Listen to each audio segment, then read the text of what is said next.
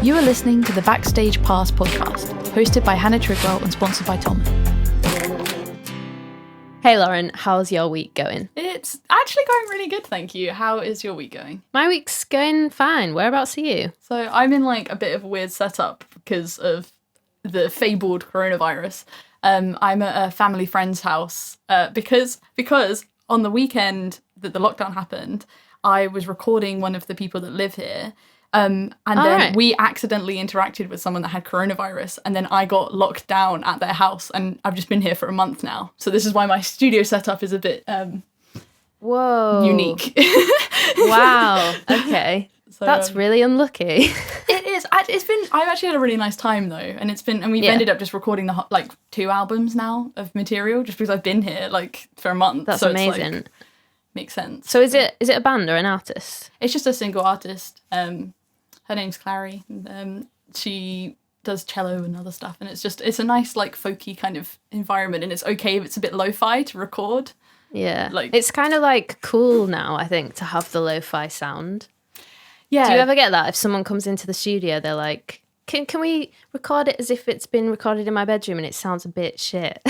Because everyone's quite good at pre-production now. They'll come in with their Logic projects already made, and then I'll just adapt their project a bit, maybe redub some stuff so it's just a bit more radio quality friendly, but it's I don't want to take away the essence of what they've done. So yeah, I do a lot more of that, which is quite a contrast to the stuff I do for Gary, because that is squeaky clean. The viewers or the listeners may not know that you work in Gary Barlow's private studio.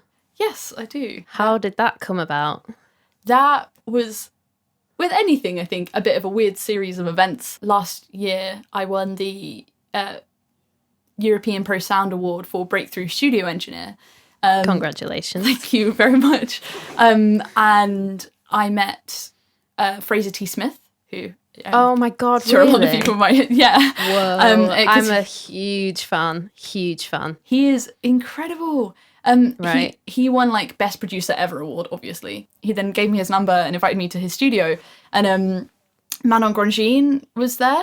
So I don't know if you know Manon or not, because Manon is Fraser's engineer. Yeah. So we just got chatting and stuff, and then I was kind of I'm doing a lot of freelance work. If there's any work that you think that you could put me forward for, that would be great. And I didn't necessarily think that I was going to get anything from it, because we're all just chances, aren't we? We're just trying to master blaggers. Everybody in this industry. I feel like it's great though, because there's quite an open conversation now between professionals in the music industry, where it's nobody really knows what they're doing. Yeah. But I think that's great. So many people have just started being honest about the fact that they're just, figuring it out the whole time. And I think that's really cool, because it's allowed a lot of other kind of new musicians or up-and-coming people to feel like it is accessible. You pioneer things differently, because you can't possibly say that you are doing this set path because there isn't a set path, and then it just wouldn't work if you did exactly the same thing as someone else. So it's yeah, it's actually the key to it is by blagging and doing things differently. Yeah. So blagging's such a great word. I know, right? That's my whole career so far. I can't even. So you did it. You pulled it off. You pulled off the blag. I did. So the next stage of that blag was the fact that 3 weeks later, Manon rang me and was like, "Oh, I hope you don't mind, but I want to put you forward because Gary Barlow is looking for a new assistant that plays guitar, specialises in Logic, and writes songs." She was like, "I just thought you'd be a good person," and I was like, "What? Yes, that would be play it cool, perfect. play it cool." Who wants people who specialise in Logic?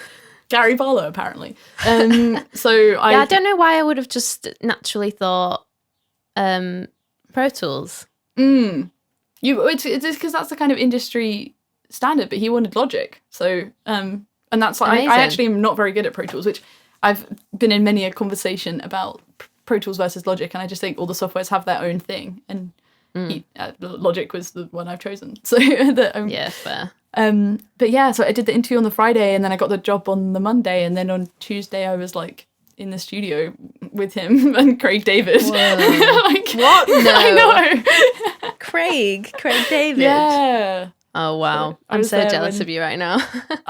It's just a really weird shit, and it's just been a whirlwind since then, of just so many random things happening.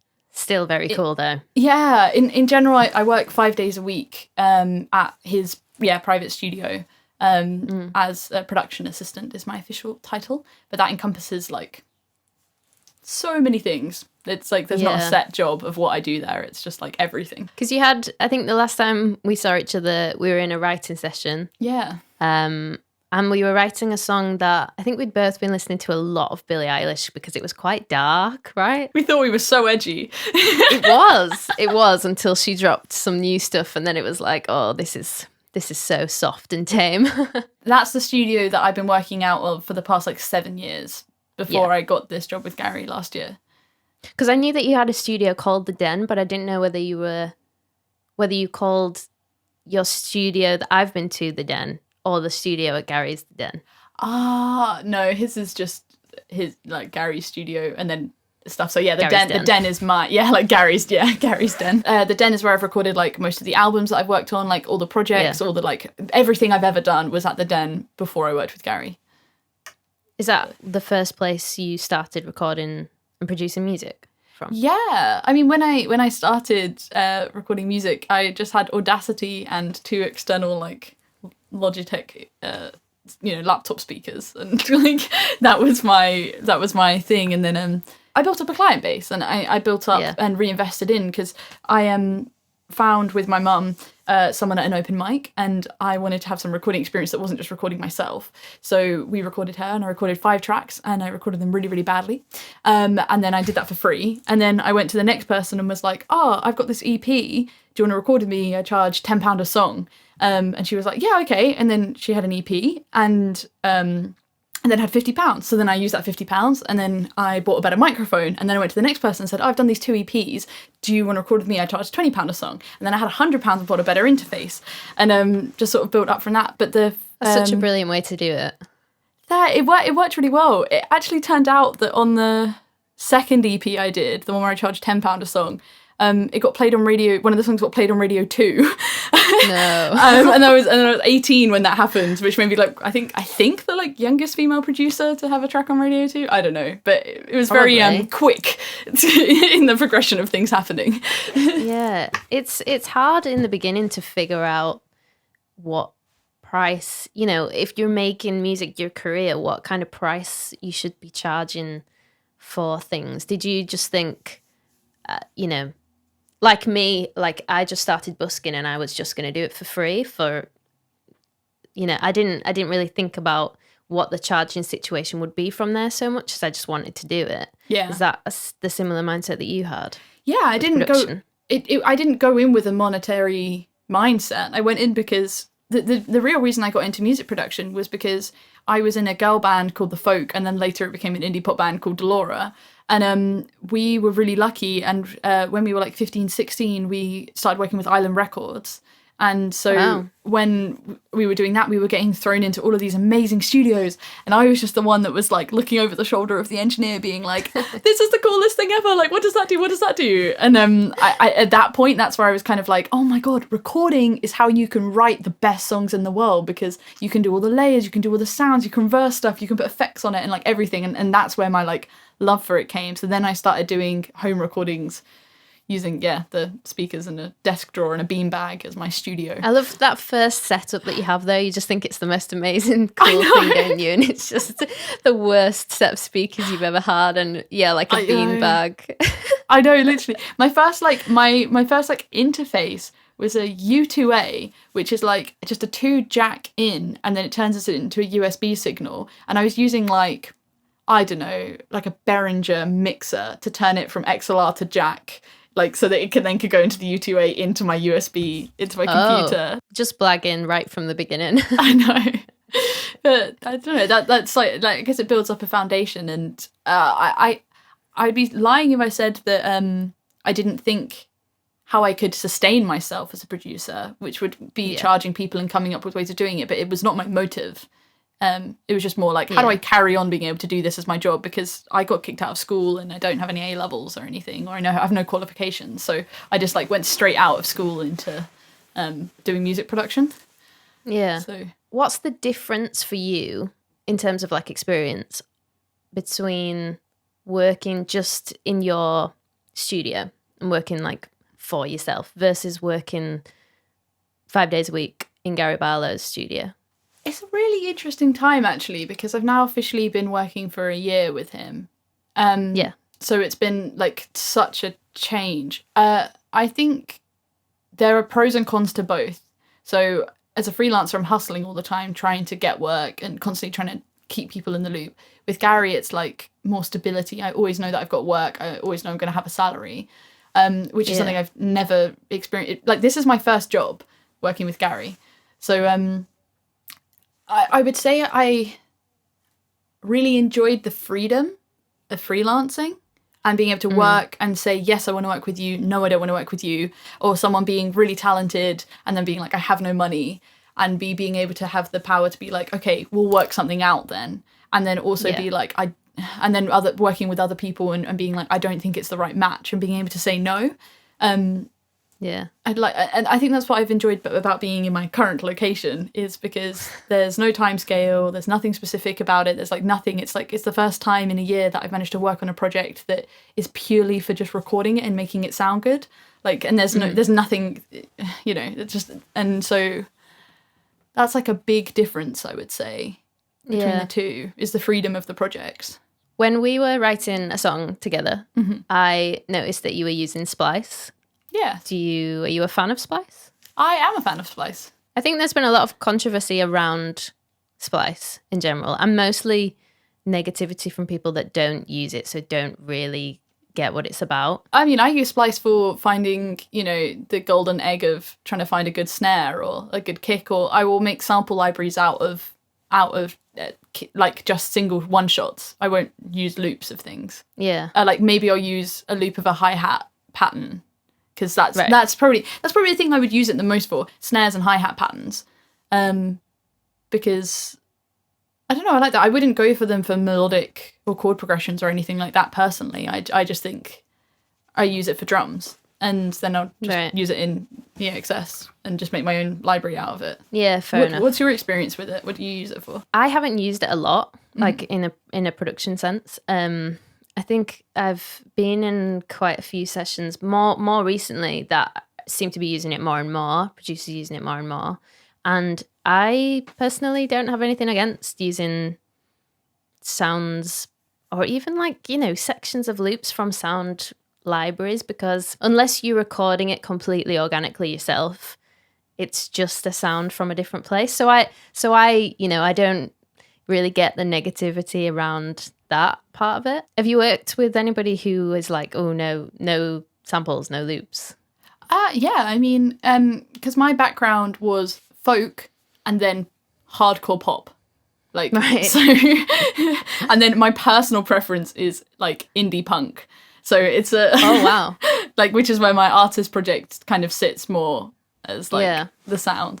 Did the artist project come before or after the production stuff?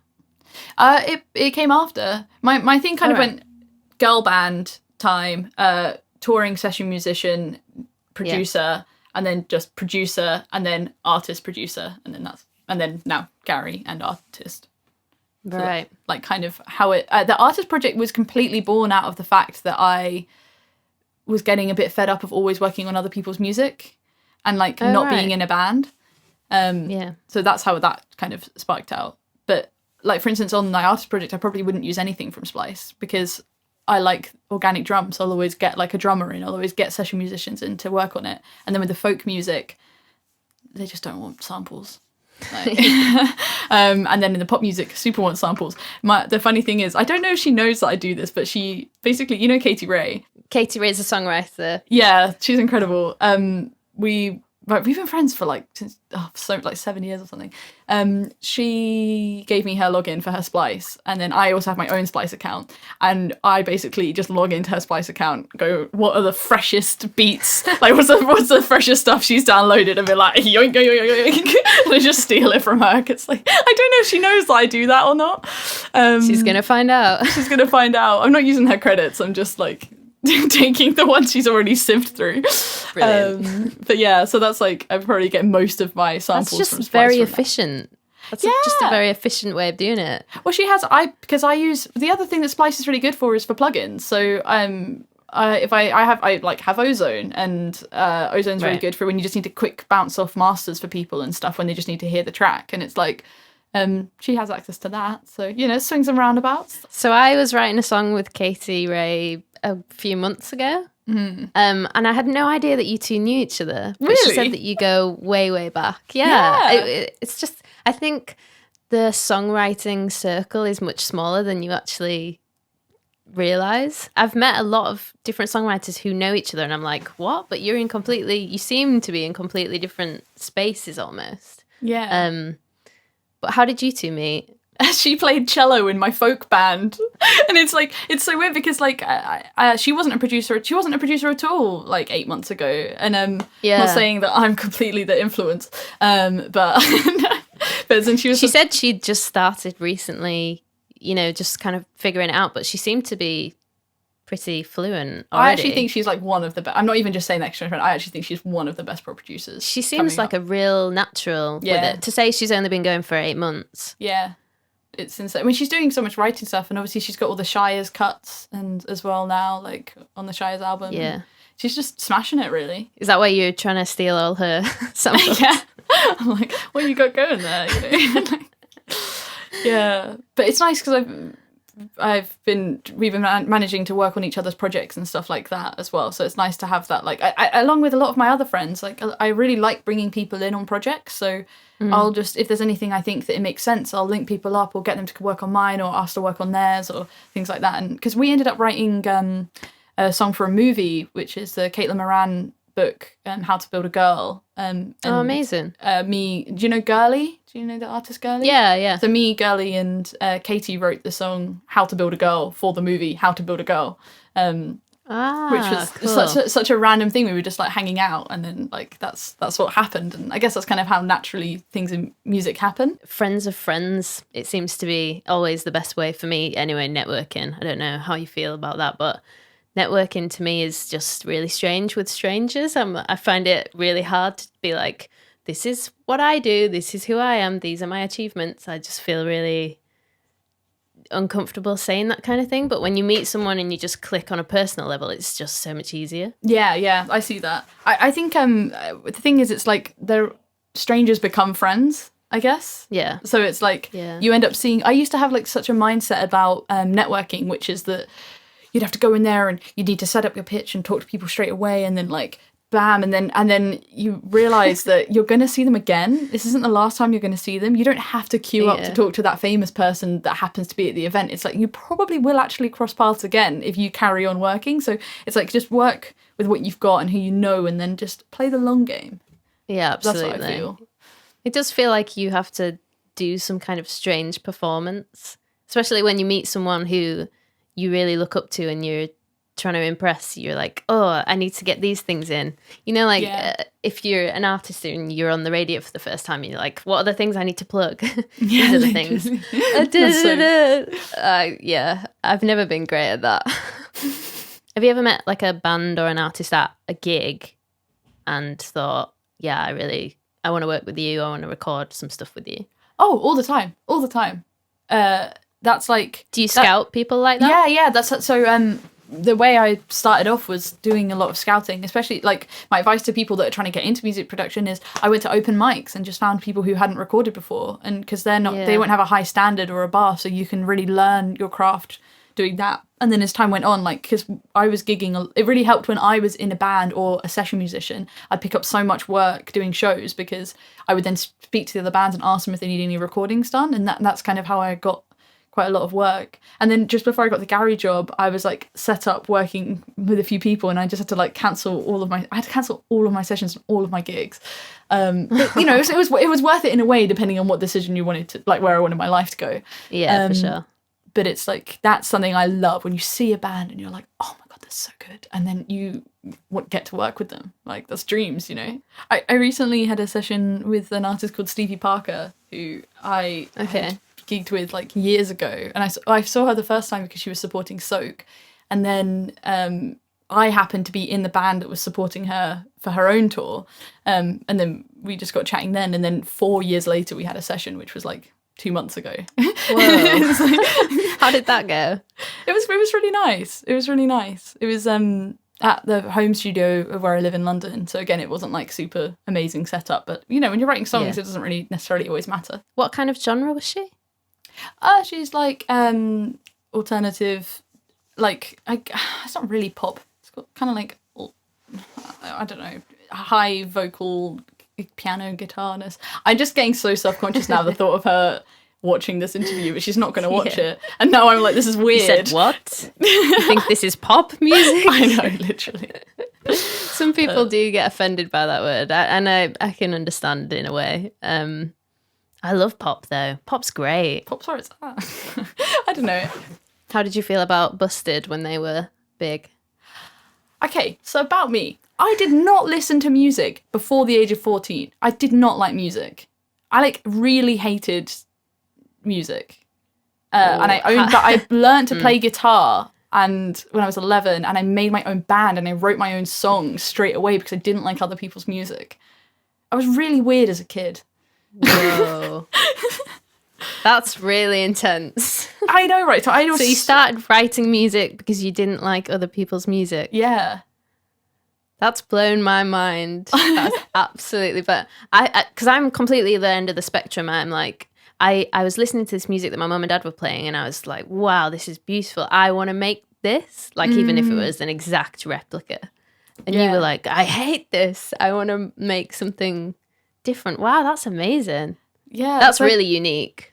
I don't know, it's a bit weird. I don't do covers. I really can enjoy other people doing covers.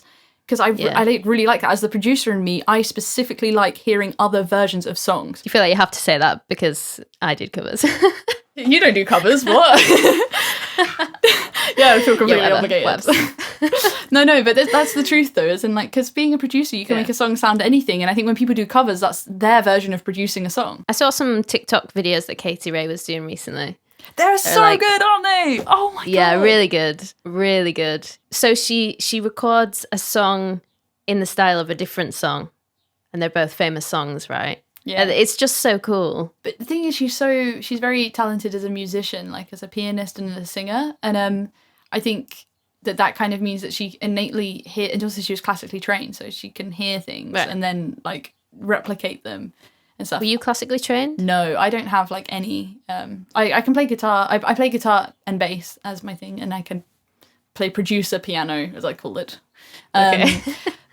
but I don't know. I have like the complete opposite thing. Is like I can't replicate stuff. I'm so bad at it. Like I have it's the same thing with the covering the songs. Like I have such a strong opinion of where I think something should go that I like. It's like my body won't let me sound like something else, which is so problematic a lot of the time, especially when you're working in pop, because the whole point is you're meant to make it sound like something specific, and I'm just like, I don't want to do that.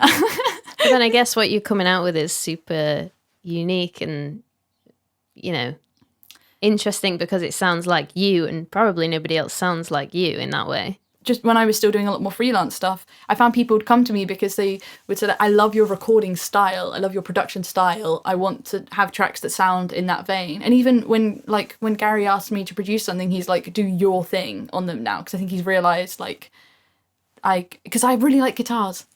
I'm really good at guitars. And what is your thing in terms of production?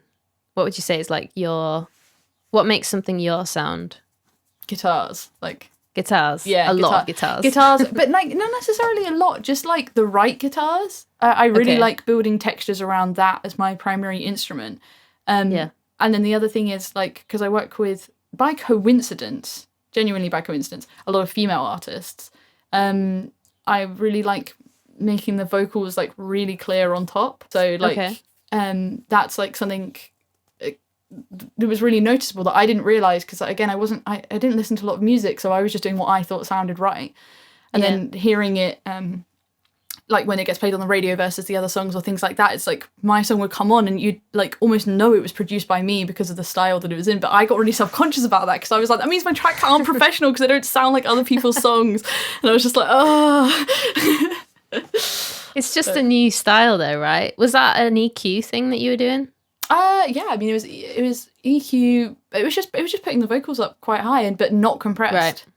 Okay. like it was more bringing everything down and just putting the vocals softly on top. Like especially with the folk music, I didn't even use a compressor on like the vocals on like loads of the stuff that I did. Partly because I didn't know what it was, but then I know exactly. I mean, now I will just always put a compressor on everything. I would just spend so much time automating the volume. I did that. That's what I did instead of using a compressor. I automated the vocal volume, which is probably why it sounded so unique, was because it was bespoke to the vocal line. That's crazy. That must have taken a long time. Yeah, it took hours. But it made really good vocal lines. Do you ever go back to that technique and just think this track could use my original technique? Yeah, I'm literally thinking like the thing I'm working on right now, I should do that instead of trying to use... I've been using like a lot of optical compressors when I'm trying to use softer things, or just use compressors lightly. I'm using like the Fab Filter C2 as well, which is my main compressor in the box. But no, I think I might do the automated volume thing. What would you say like your favorite go-to plugins in general? I always put the Valhalla Vintage Reverb on as my primary reverb now. My go-to would be the Fab Filter Q3. That's like my favorite plugin. I don't mind the Logic EQ stock stuff. I actually don't mind Logic stock stuff in general, but like I really like favorite plugin is the analog harmonic saturator by Softtube. Oh my god, changed my life. Really? Life. It's so good on vocals when you want to have like those on the top, like slightly crunchy, just like bam vocals. It sorts out your basses. It sorts out your drums. If you make it like if you just run like it as a parallel compressor, or just run it straight in series on this channel strip, like you just get these like huge drums, like pop or real sounding drums. It's just like, it is the thing that like you could use on everything and it would just make it sound good, you know? Like, yeah. How did you find out that those were your favorites? Was it all just trial and error?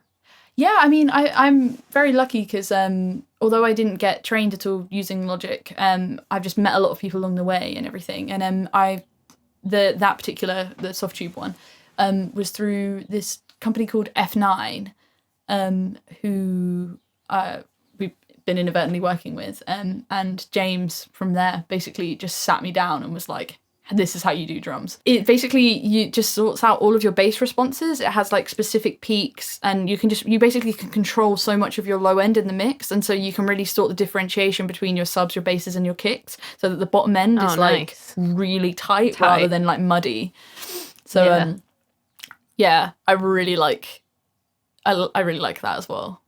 Which I'm doing so much more bassy, because pop is so much bassier than folk. Well, that's what my music was like when in the band that I was in. It was folk pop. Like, it was such an interesting era. It was just before Haim got signed. The Staves were really big. Stealing Sheep, you know, like everyone was like, it was like pop. Florence and Machine, Mumford and Sons. It was popping. What's your artist name now?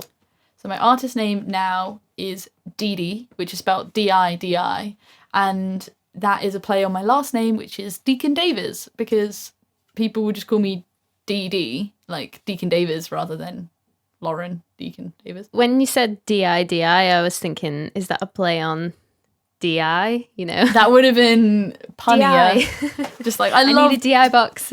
Yeah. Do you know what D-I stands for? Because I thought you would have standed for direct input, but it doesn't. That is what I thought it stood for. No, it stands for direct injection, apparently. Oh. I learned that. Really? Yeah. I might be wrong. I'm really glad this is recorded. I'm going to Google it later. You said that when you first got into production, you had a small setup with just 2 small speakers and you were using Audacity. Mm-hmm. What made you change to Logic? I actually was on Cubase for like a year. I worked a lot with Cubase in high school, and I actually loved Cubase. And the switch between Cubase and Logic was super hard for me because they look completely different. Audacity to Cubase was fine, and then Cubase to Logic was really hard. But the thing is, I was still such a noob that it just didn't matter. Like, I just knew nothing anyway, so it was just learning from scratch. that way round. I feel like Right. people who transition from Cubase to Pro Tools don't have a hard time because I think they're quite similar. But All right. Logic is quite weird if you've been using Cubase. But I found it fine, yeah. Like, I just didn't know anything anyway, so it was just learning it from scratch. You've come from quite a musical family though, right? Oh, within reason. I mean, hey, sorry, that was a bad reason joke. Hey. My dad was a record producer before I was born, but he didn't do that whilst I was growing up. And I actually didn't find out he was a record producer until I was like 18. I didn't really know what I was doing with my life to not know that. And my mum and dad used to manage a band called Blush before I was born, or like just as I was born. But they both stopped doing that, and then my dad ended up doing like lots of other interesting jobs, and so did my mum. And my mum, the reason why you probably think I come from a musical background is because my mum runs a record label, Folkstock Records. Right.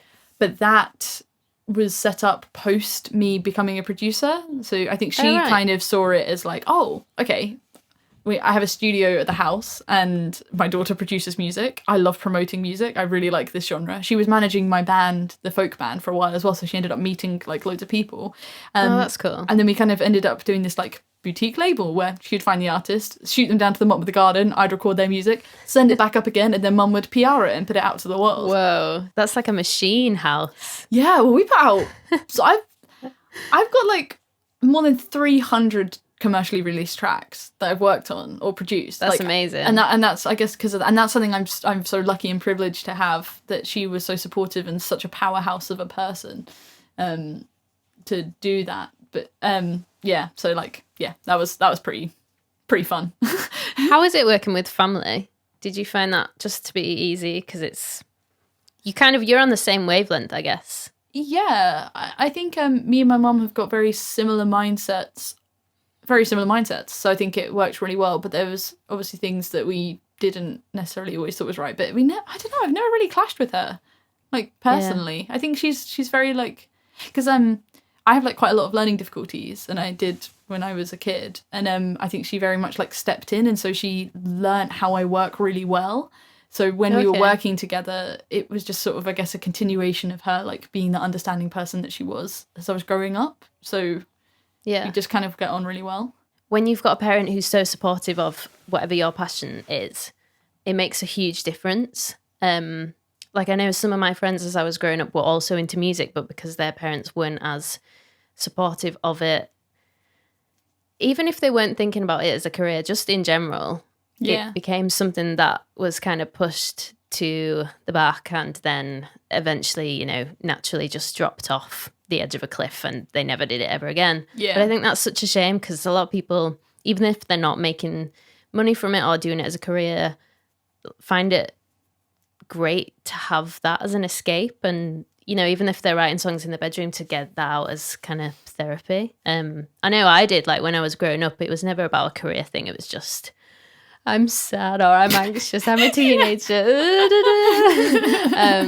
A lot of that. And like, thankfully my parents were supportive of that. But if they hadn't have been, then I might not know how to play guitar right now. Yeah, exactly. As I got older and I realised that parents weren't as supportive or things like that, or that people did have such a stronger struggle, is sort of when I tried to make a bit more of a conscious effort to help other people, or like do mentoring, or just lend out gear, or just like do things in general, give advice where I could, because it made me, it made me really sad to see these people who are really good and they just can't, they don't have access or the support to be able to continue their career properly. And so, there's always so much more any of us can do to help other people. And I'm not at all saying I'm a saint for occasionally giving some advice. But sent down to us from heaven. Yeah. But I think that's something like I'm aware of in general that I want to do more of. That's awesome. Helping people and just letting them actually get into spaces. Like we're talking about these networking events and stuff, and it's like people can't even get into the room. And it's like, what can we do to try and help them get into the room? So yeah, or like know it even the room exists, Yeah. That's reminded me that we met at a Women in Music panel, didn't we? Oh my God, yeah, the one in Leeds. I completely forgot. I was thinking, how do we know each other? Yeah. And that kind of thing, and these other music conferences and business insight days, I think are great, especially if they're free, because a lot of people, it's a bit of a mysterious area. How do you get into it? Especially things with production or, things that aren't so at the fore in terms of the biz. It's just great to have that information, have people who can offer advice on that stuff. Did you enjoy that conference? I did. I really think that they have a place, and I think that I think everyone is at different stages of their career at those events, and it benefits more than others and things like that. But I think we talked about some really interesting topics at that particular panel.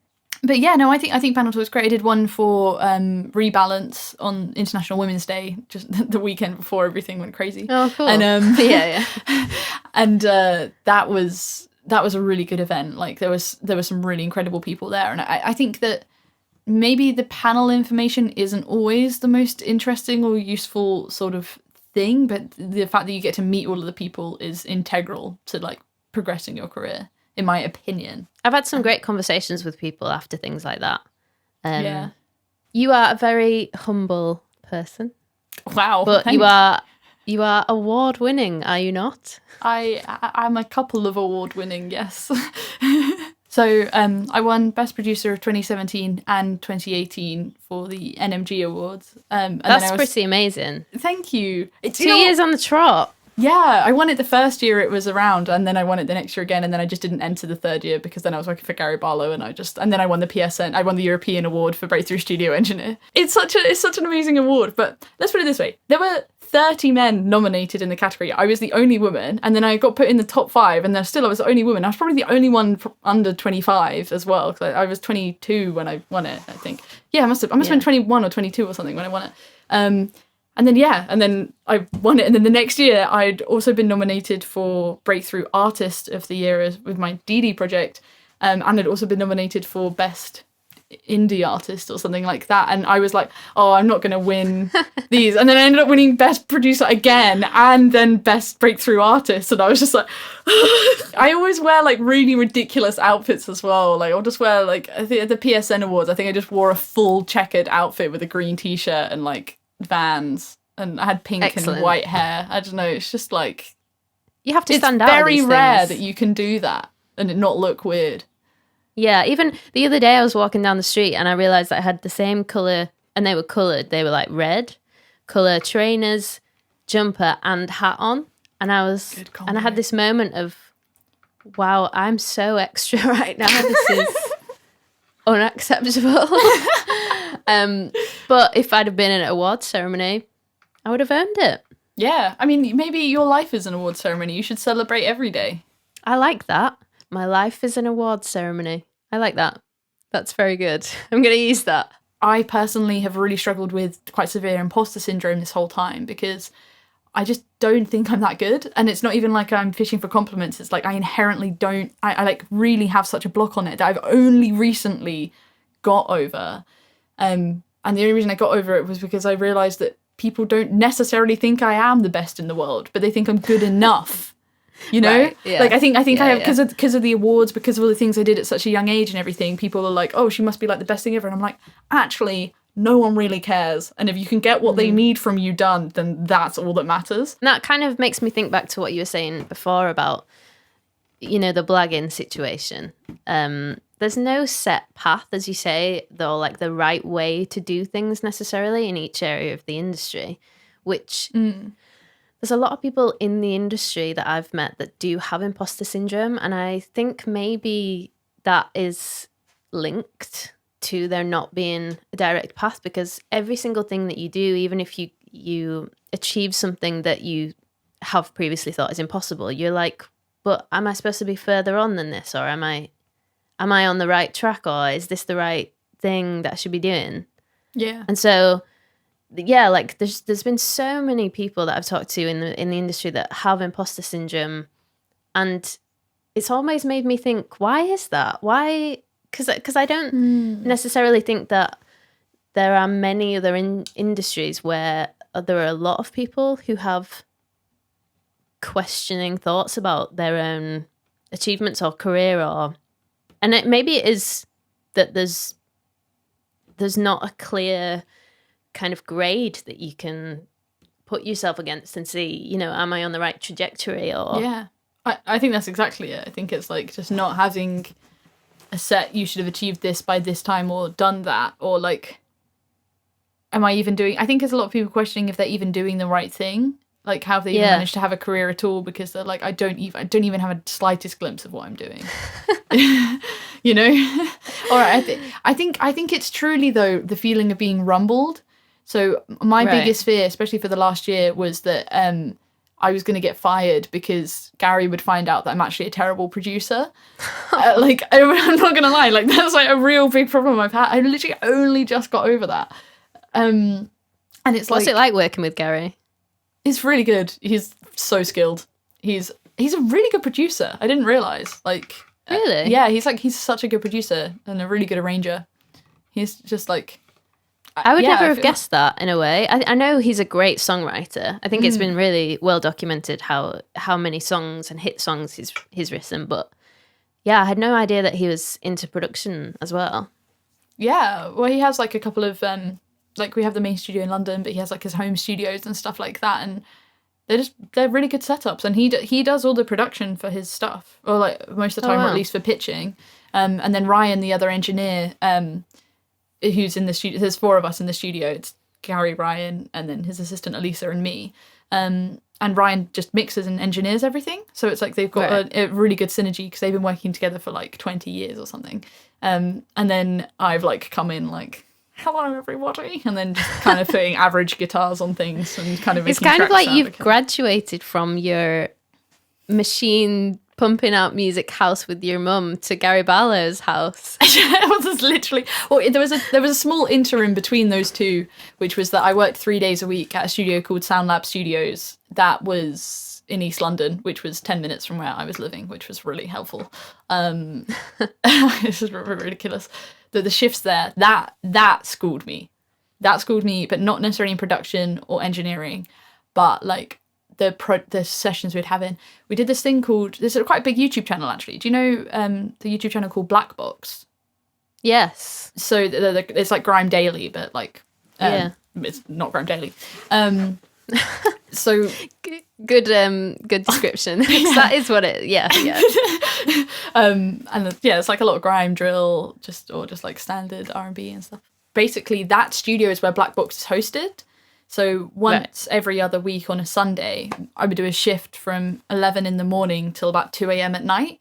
And that was just like one sitting, and we'd have like 30 different rappers and they'd all bring their friends. Like being in that environment really like taught me really quickly how to deal with like groups of people working in a genre that I had never worked in before, but also asserting myself. I was just like this young girl sitting at the desk, and suddenly all these like 5 massive guys would just walk in and be like, where's the producer? And I'd be like, it's me.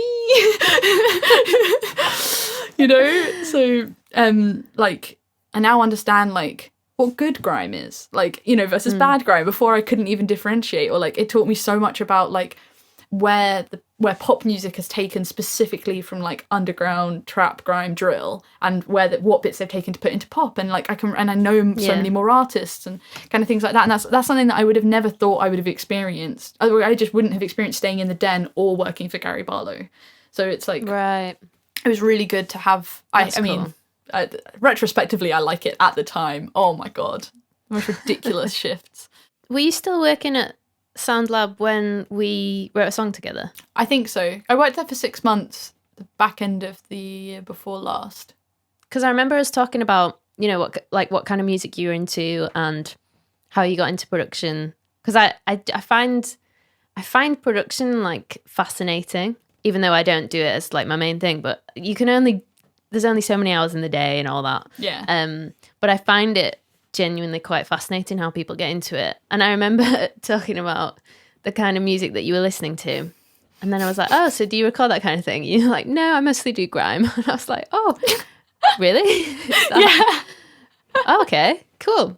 I mean, the lines between sound engineering, production, and mixing even are just so blurred. What I've learned is the biggest differentiation between those jobs being separated out is how much money there is and how big the project is. So Okay.